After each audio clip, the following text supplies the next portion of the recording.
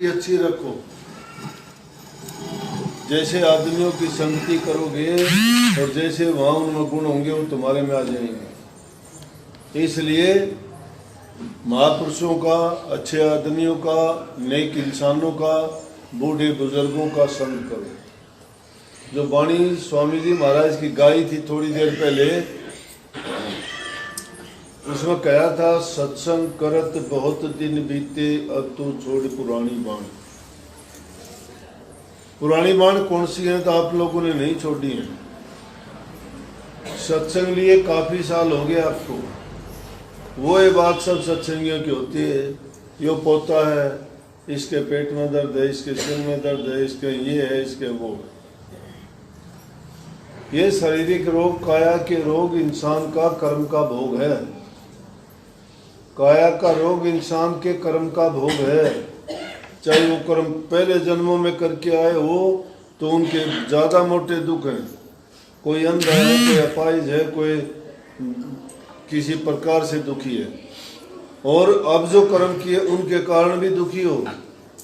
किसी ने गलत खा लिया, किसी ने गलत पी लिया, कोई आदत का गुलाम है, कोई किसी चीज के कारण, कोई किसी चीज के कारण जैसा कर्म कर लिया वैसा ही उसके शरीर में रोग हो गया। खाते वक्त बिना सोचे समझे खाते हो, आराम के टाइम आराम नहीं करते, कोई नियम का पालन नहीं करते, समय की पाबंदी नहीं रखते।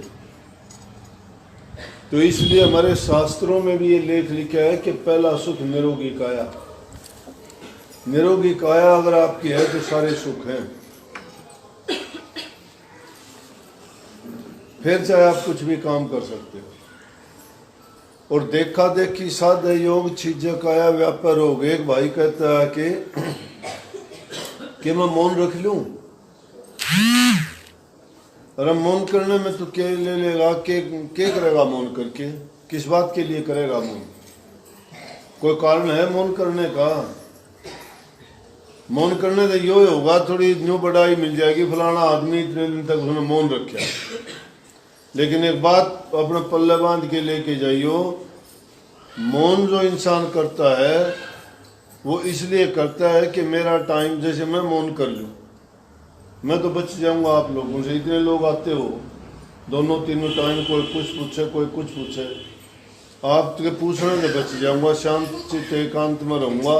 लेकिन जिस दौरान मैं आपसे पीछा छुटा के मौन करूंगा, एकांत में रहूंगा, तो उस दौरान में प्रभु का चिंतन और नाम की भक्ति इतनी करनी चाहिए कि सिर्फ नाम और वो जपने वाला ही रहना चाहिए। किस चीज का मौन करेगा? संतों ने नाम तो गृहस्थियों के लिए नाम की भक्ति इसीलिए तो बताई, नाम की भक्ति इसीलिए बताई कि गृहस्थ में रह के अपने घर के काम सारे करो और साथ के साथ नाम का अभ्यास करो। तुम दोनों टाइम 1-1 घंटा, 2-2 घंटे, 3-3 घंटे बैठ के लें। उस टाइम मौन के बिना तो ध्यान हो ही नहीं सकता, मौन के बिना सुमन नहीं हो सकता। मौन करोगे तो सुमन भी होगा, ध्यान भी होगा और भजन भी होगा।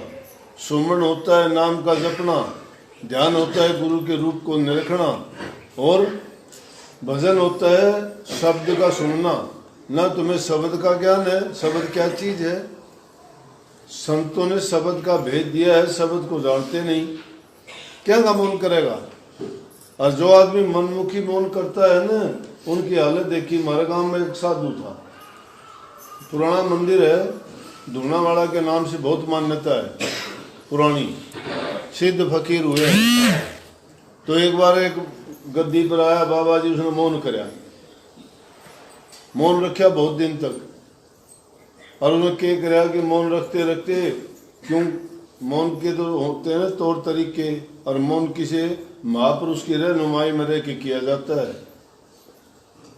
मौन का टाइम खाना आदमी का बहुत सूक्ष्म होता है। इन खाने का इन नहीं, मेरा कौन सा खाना चाहिए। खाना 3 प्रकार का है, रजोगुणी है, तमोगुणी है, सतोगुणी है। अगर रजोगुणी खाया तो काम का नहीं, तमोगुणी खा के तो काम का नहीं, सतोगुणी खान का हमने बेरा है कौन, सतोगुणी भोजन है कौन सा? क्या का मौन करेगा? ये मौन में तू ऊंचा होगा, कुछ कोई बोल देगा, कुछ उड़े, मौन टूट गया। उड़े नहीं टूटे तो मनते तो लड़ाई होगी, मन में गुस्सा होगा। और जो जबान तो बंद करके देख लो, न जमींदार आदमी सो नहर का पानी काट के ले आओ, अगर उसमें हम सारे नाके बंद कर दे और पानी उसमें खाड़ में काट के ले आओ, पानी कट जाएगा। अगर कितने तो पानी ले आए से तो आगे खोलना भी पड़ेगा ना, अगर बंद पड़ा रहेगा वो, बंद पड़ेगा तो टूट जाएगा ना। इसलिए इंसानी अंदर से जो शक्ति है, उस शक्ति के लिए रास्ता भी खोलना पड़ता। अब तुमने बोलने के द्वारा, 3 चीजों के द्वारा इंसान की शक्ति सबसे ज्यादा क्षीण होती है, बोलने से, देखने से और सुनने से। इसीलिए संतों ने 3 बंद लगाने के लिए बताए कि आंख, कान, मुंह, तीनों चीज बंद करो। कबीर साहब आदि संत थे, मालिक के कुल के रूप, और उनने जो है बहुत एक 32 कली का शब्द लिखा, सारा भेद। अवल तो सारे शब्दों में खोल लिया, लेकिन उसमें स्पष्ट ये बात लिखी है, कर नैनो दीदार महल में प्यारा है। और उसमें क्या कही कि दोनों तिलक तार मिलाओ, चांद सूरज एक के घर लाओ, सुषमन सेती ध्यान लगाओ, तब देखो गुलजारा है, कर नैनो दीदार महल में प्यारा। आंख कान मुख बंद कराओ, अनहद झिंगा शब्द सुनाओ, तब देखो गुलजारा है, कर नैनो। क्या कहा? आंख कान मुंह बंद कराओ। उन्होंने तो तीनों बंद लगाने की कह दी। गांधी जी महात्मा थे, उन्होंने भी 3 बंदर बताए, और 3 बंदर, एक के मुंह पर हाथ लगा दिए, एक के आंखों पर हाथ लगा दिए, एक के कानों पर हाथ लगाए। दुनियादारों को संदेश दिया, वो सामाजिक बात के लिए दिया। संतों ने वो संदेश दिया कि अंतर्मुख होने के लिए प्रभु भक्ति करते वक्त ये बंद लगाओ। वो इसीलिए कि इन 3 चीजों से इंसान अपनी शक्ति का नाश करता है। उनने संदेश दिया कि बुरा मत देखो आंखों से, अच्छा देखो, बुरा मत सुनो इन कानों से, अच्छी बात सुनो, सच्ची बात सुनो, संतों के वचन सुनो, सत्संग सुनो, प्रभु की महिमा सुनो, राम का गुणगान सुनो। अच्छी बात सुनोगे, दिमाग में जाके वो अच्छा असर डालेगी, अच्छी बात का चिंतन होगा, तुम्हारे विचार पवित्र होंगे, शुद्ध मन होगा, और आत्मा की शुद्धि से सारे काम होते हैं। तीसरा बंद बताया कि मुंह बंद कर लो। मुंह बंद करने का तो मतलब ये था कि मुंह से कोई बुरी बात मत बोलो किसी को, जो बोलो अमृत बोलो, अच्छे बोलो, मीठे बोलो। क्यों? ये जबान बहुत बुरी है, जबान ही बहुत अच्छी है, ये अमृत का काम भी करती है, ये जहर का काम भी करती है।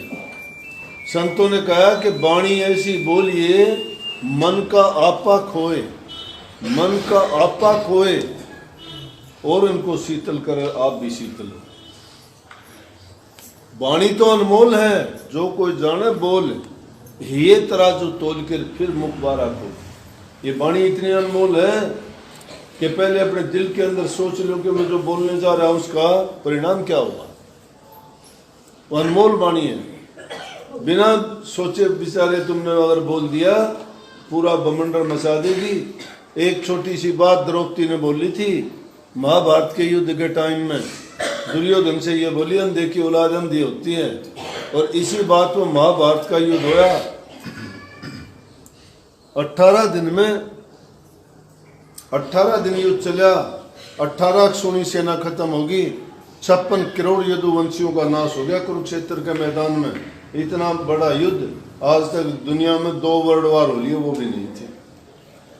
56 करोड़ लोगों का नाश कर दिया किसने? एक छोटी सी वाणी में, एक छोटी सी बात में। इसलिए बोलना आदमी बहुत सोच समझ के चाहिए, बोलने में दीनता होनी चाहिए, नम्रता होनी चाहिए, और बहुत ही प्यार भरी वाणी अगर बोलोगे तो दुश्मन को भी अपना बना लोगे। अच्छी मीठी वाणी ऐसी है जैसे जल, जल अग्नि को बुझा देता है। क्रोधित आदमी को भी अगर आप तुम नम्रता और दीनता से बोलते हो तो उसका भी गुस्सा खत्म हो जाता है। इसीलिए कही है कि सज्जन के मुख अमी बेहतर, जब बोले जब प्यार। सज्जन पुरुषों की निशानी है, मीठा बोलेंगे, अच्छा बोलेंगे, बुरा नहीं बोलते किसी को। और ये कही दुर्जन का मुख बंद कर रखो भट्ठी भरे अंगार। दुर्जन आदमी की वाणी ऐसे निकलेगी जैसे भट्टी में से अंगार निकलते हैं, तो उनको छेड़ना बोलना नहीं चाहिए, उनसे तो अपना पीछा छूट जाए वो अच्छा। जब ऐसा आदमी कोई टकरा जाए तो आदमी उससे परहेज करके बोलना नहीं चाहिए। लेकिन बात में 3 बंद लगाने की कहूँ था, वो 3 बंद इसलिए लगाते हैं कि इंसान की ज़्यादा से ज़्यादा शक्ति का नाश ये 3 ज्ञान इंद्रियाँ करती हैं। तो संतों ने वो बताई है कि अंदर में प्रभु के द्वार को खोलने के लिए द्वार बंद करके ऊपर की तरफ चलो, और दुनियादारी में इसलिए बताई कि इन चीज़ों से अच्छा बोलो, अच्छा सुनो और अच्छा देखो। जब इन चीज़ों की तुम पालना करोगे तो नेक इंसान बन जाओगे। तुम्हें इतनी नेकी नहीं आई, जानते ही नहीं तो क्या मौन करोगे। मौन के तरीके आते हैं, किस टाइम उठोगे, किस टाइम सोओगे, के उद्देश्य लेके मौन में बैठोगे, कब स्नान करोगे, कब खाओगे, कितने लोगों से मिलोगे, मिलने में तुम्हें क्या फायदा, क्या नुकसान होगा, कैसे निभा पाओगे। आई के समझ में तेरे तन्ने बोलूं सो मंडा सा मार के ने बोलिया मौन करूंगा। ये मौन मान देख रखे हमने सारे, तो बाबा जी ने क्या कराया, मौन कराया, बोलिया कोई नहीं बात पूरी करूंगा। वह उन्हें मौन कराया, मौन जब खोल लिया, मौन खोल दिए, बाबा जी मारे उसे, दूसरा बाबा जी मार दिया, पांबा के जोड़ में गिरा, मरा पाया, क्योंकि क्रोध, उसमें इतना क्रोध हो गया। इंसान बोलने के द्वारा उसकी क्रोध अग्नि रिलीज होती रहे। किसी ने कड़ा बोलिया, किसी ने अच्छा बोलिया, किसी ने चेतावनी दी, रिलीज होगी उसकी। शरीर के अंदर हर अंग की शक्ति उसको बांट के मिलती है। आदमी तुमने देखा हुआ, एक हाथ कट रहा हो, दूसरा हाथ उसका हुआ ना, दोनों हाथों की ताकत एक में आ जाएगी। उसने हाथ पकड़ा के देखियो, तेरा हाथ नहीं छोड़ रहा। लंगड़ा आदमी होगा, एक टांग नहीं होगी, दोनों टांगों की ताकत एक में आ जाएगी। काने आदमी के दोनों आंखों की शक्ति एक आंख में आ जाएगी, काना हुआ तो। क्यों? कि शरीर के अंग से उनको उनकी जो खुराक या रसद मिलती है बराबर बांट के मिले। टांगों को कितनी, हाथों को कितनी, आंखों को कितनी, कानों को कितनी, जबान जिह्वा को कितनी, तो उनको जो जो चीज़ मिलती है उनके लिए बराबर आती है वो। और जब उनमें कोई चीज़ उसको यूज नहीं कर पाती तो उस शक्ति ने दूसरी करे। जिस तरह एक बाप के 2-3 बेटे हों और 2 बेटे मर जाएं तो सारी संपत्ति किसके जागी, किसके जागी, एक का चली जागी ना। इसी तरह से ये होती है। एक बात बताऊं, मैं बुरा ना मानी हूं, मैं मेरी सोच की बात से यार न्यू नहीं कहो सो कि भाई काना आदमी बदमाश पाओगा, कैसे न कि एक रंग फालतू हो से उसके, कैसे कि नहीं वो नहीं मेरा था न्यू कहे हैं 100 में काना और लाख में ऐसा ताना। काना दे बुरा ऐसा ताना न्यू देखनिया हो। वह किसी अच्छी सभा में बैठ जाएंगे ना, कदे भले नहीं गुजरेंगे। वह एक रंग फालतू क्यों हो से, वह दूसरी आंख वाली ताकत उसने एक ने मिलोड़ी हो से बदफैली करे मेरा को नहीं। तो इसलिए जब तक आदमी ने पूरी समझ और पूरा ज्ञान नहीं है, अज्ञान के बस होके कोई काम करे, अपना ही गला कटवा लेगा। भस्मासुर था, भस्मासुर ने भक्ति करी महादेव की। सब भोला देवता कौन से, शंकर जी भगवान भोला क्या है ना इसने। भस्मासुर ने भक्ति करी, भक्ति करी, प्रकट हो गया, बोला बोल भगत के चाहिए, बड़ी भक्ति करी। बोला जी मैंने ऐसा आशीर्वाद दो, मैं जिसका सिर पर हाथ धर दूं भस्म हो जाए। बोला तथास्तु, हो गया, जा। बोला दे दी ताकत तेरे, वो ताकत दे दी उसने। समझ में आई कि पार्वती बहुत सुनी है, तू महादेव के सिर पर हाथ धर दे, पार्वती तेरे थे जो वो उसके सिर पर हाथ धन बाजा, महादेव आकर वो गई, क्यों मैं वरदान दे रखा। अब कैसे बच्चे, वो पूरा जरूर होना। विष्णु भगवान ने देखा कि आज महादेव के ऊपर दपड़ दपड़ अंडे पाची टांगी, आगा आगे और गली भस्मासुर हो रहा कि हाँ कोई न कोई अड़बाज कर ली।